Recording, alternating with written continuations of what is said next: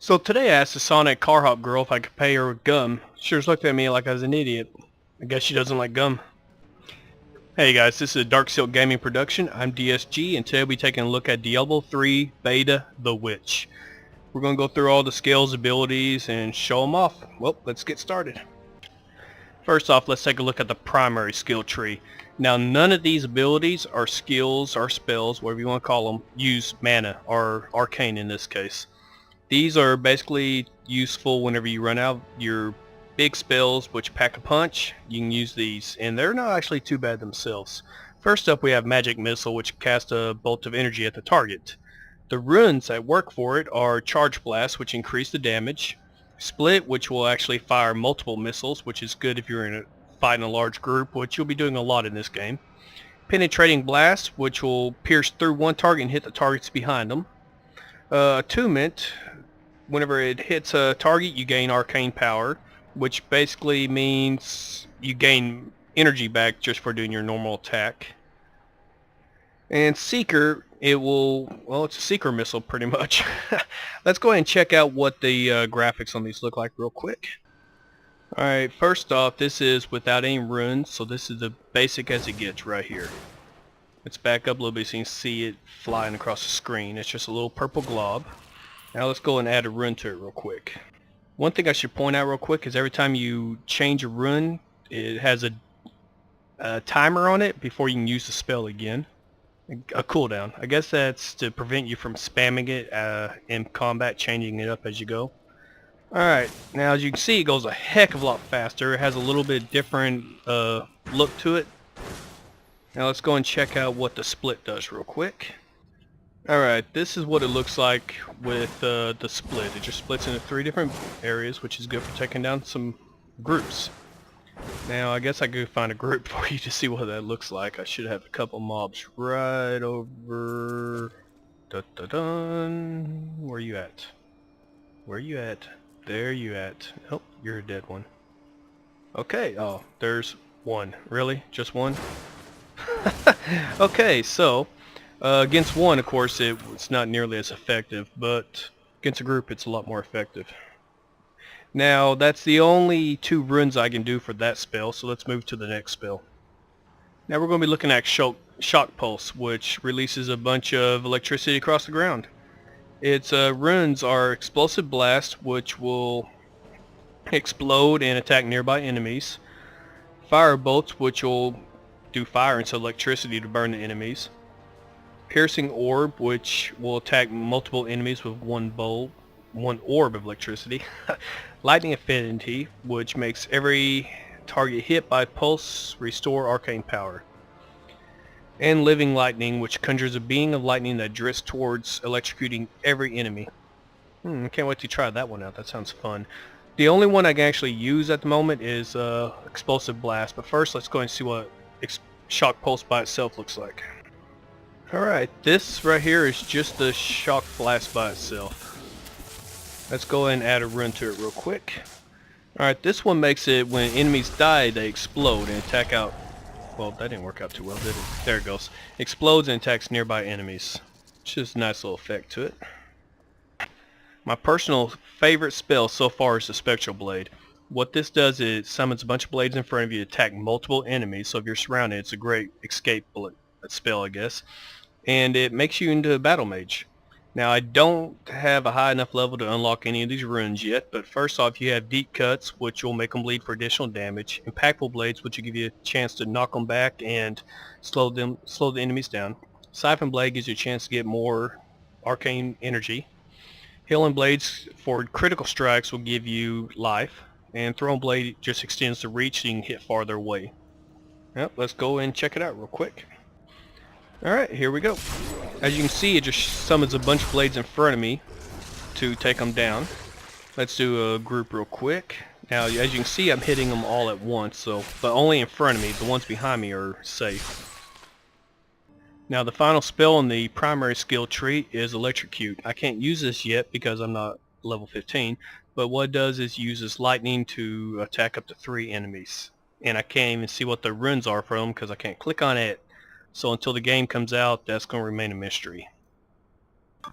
Now the secondary spell tree uses the right mouse button. These do consume mana.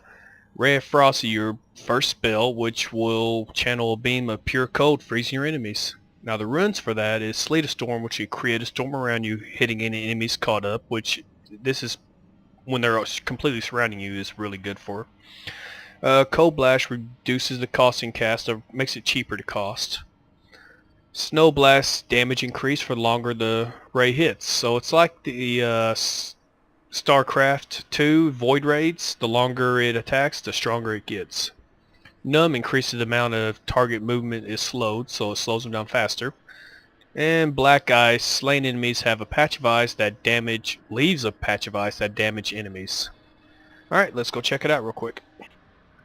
Now this is what it looks like in its basic form. It just throws out an ice beam, slows enemies while they come towards you at a constant drain of mana. Let's go add a rune to it real quick.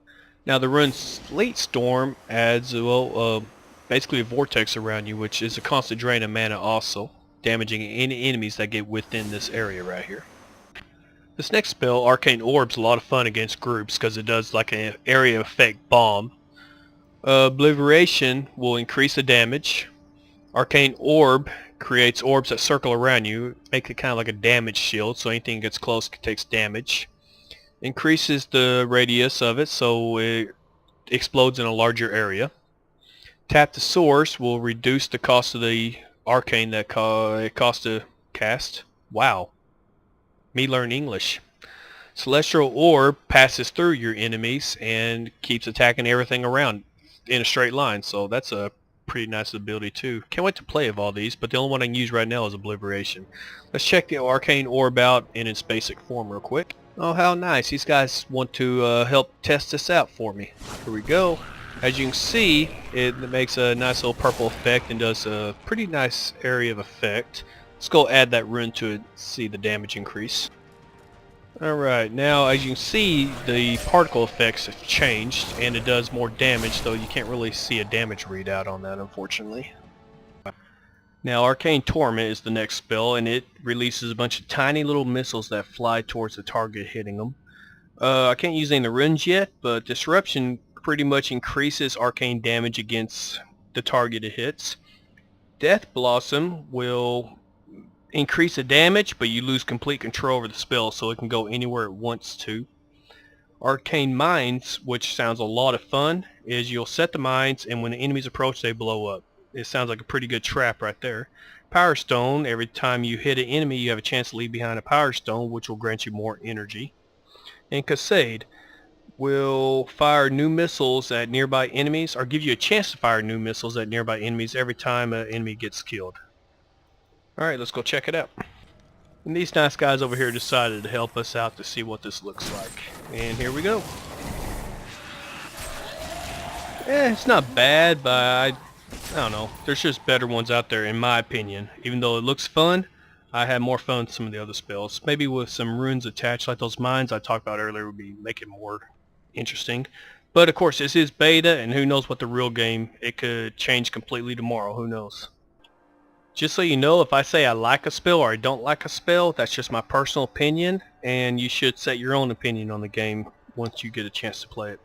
Alright, the final spell in the secondary skill tree is Disintegrate, and it channels a beam of pure energy that pierces through all enemies.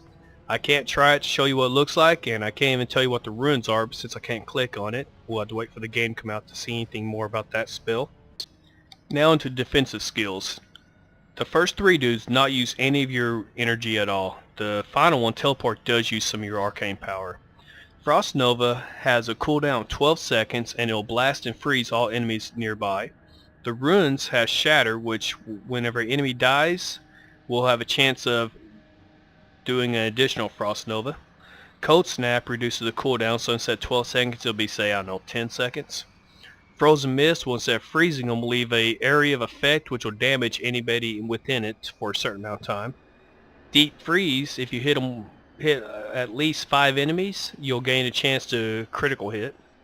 And Bone Chill, they'll just take more damage if they've been hit by Frost Nova. Let's go check it out. Alright, as you can see, I'm frozen in place, so what do? Hit 1, and I freeze them in place. Then I can use a second ability to wipe them out. Alright, I added the Shatter rune to it. Let's see what it does. You can't really tell if it actually hits or not, because it's supposed to add an additional Frost Nova. It gives a chance, so this is going to be real hard to show. It's just something that's going to have to be shown through gameplay, I guess. So I'm going to skip trying to show that one off and move on. The next skill is Diamond Skin. What this does is it transforms your skin into diamond, temporarily absorbing all damage. The runes will increase the maximum amount of damage, Crystal Shell. Prism will reduce how much arcane power it costs to cast any spell while it's active, so that's a pretty nice little boost.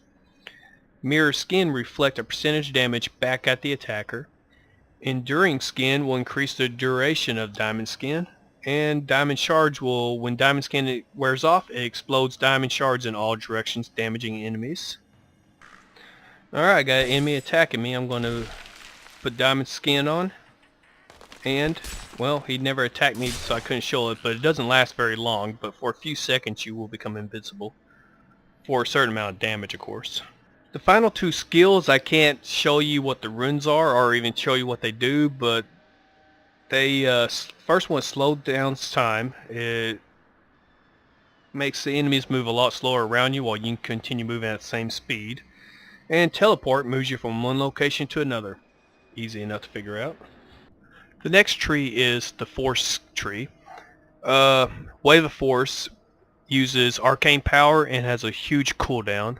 The other talents all have arcane costs but no cooldowns. Alright, Wave Force will, in an area around you, knock everybody back. The runes, Impactful Wave, will knock them back and stun them. Force Infinity will reduce how much it costs and the cooldown. Forceful Wave will increase the damage but reduce the knockback. Teleporting Wave will teleport enemies that you hit all over the place, I guess. I'm not sure how useful that would be, but it sounds funny as hell. Exploding Wave will, if you kill an enemy, or every time you hit an enemy, it has a chance to reduce a second wave, which sounds a lot of fun also. Let's check it out real quick. I guess we can check it out on these guys real quick. Get in the middle and whoosh! Booyah!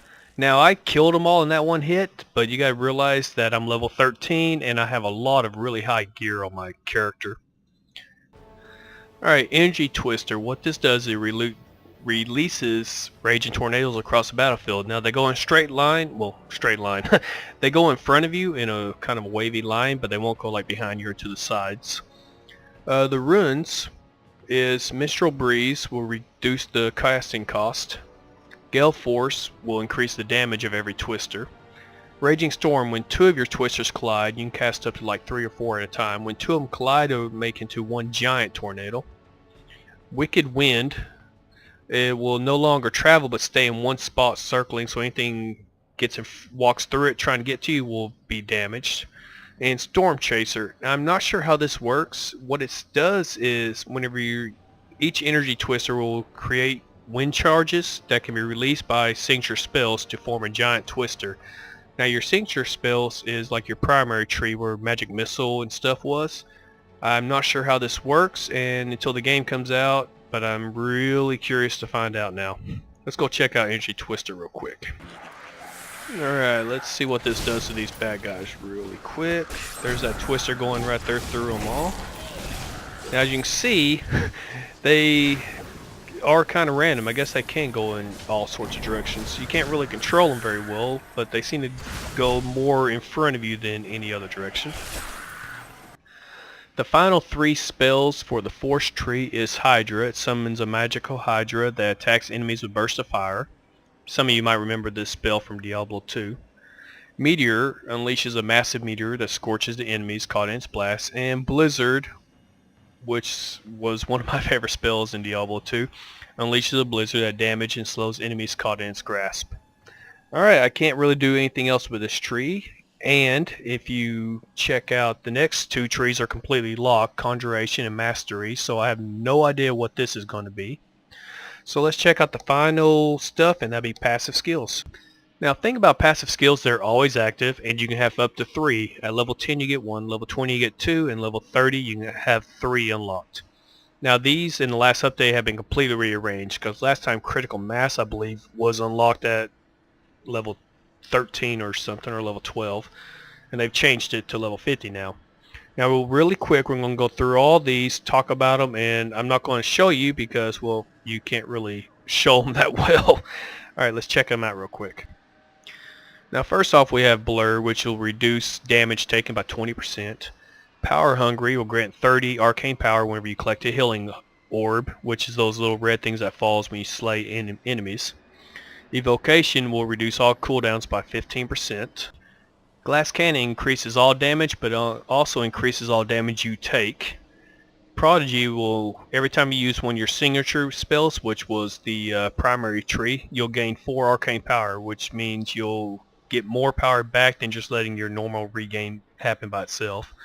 Astral Presence will increase your maximum arcane power by 20, plus regeneration by 2. That's a pretty nice little ability. Illusionist, anytime you suffer more than 15% of your life in a single hit damage, the cooldown Mirror Image and Teleport will automatically reset. Cold-Blooded will increase all damage to chilled and frozen targets by 20%. Configuration will increase fire damage. No, that's not right. Fire damage dealt to enemies apply a burning effect, increasing damage down by 10%. That's what it was, for 3 seconds. Paralyze is a lightning damage will give a 5% chance to stun a target for 3 seconds. Galvanizing Ward increases duration of armor spells by 120 seconds, and as long as it's active you gain 96 life per sec. Holy! That spell sounds a little overpowered. Though at level 40 they're probably hitting you for a lot harder than 96. Temporal Flux, whenever you deal arcane damage, enemies are slowed by 30% for 2 seconds. Critical Mass. Critical hits have a chance to reduce the cooldown duration of your spells by 1 second. Arcane Dynamo. When you deal damage with a signature spell, you may gain a flash of insight. After 5 flashes, your next non-signature spell deals 75% more damage. That's a pretty nice little ability. Unstable Anatomy. When reduced below 20% life, you release a shockwave that knocks all enemies back. Can only happen once a minute. It's a pretty nice little ability too, unless your health is always full, then that'd be kind of useless. Alright folks, there you go, the spells, abilities, and all that of the witch. If you have any questions, leave them in the comments, and let me know what class you're really interested in, and sometime either tomorrow or the next day I'll start working on my next character up to 13. Take care, and thanks for watching.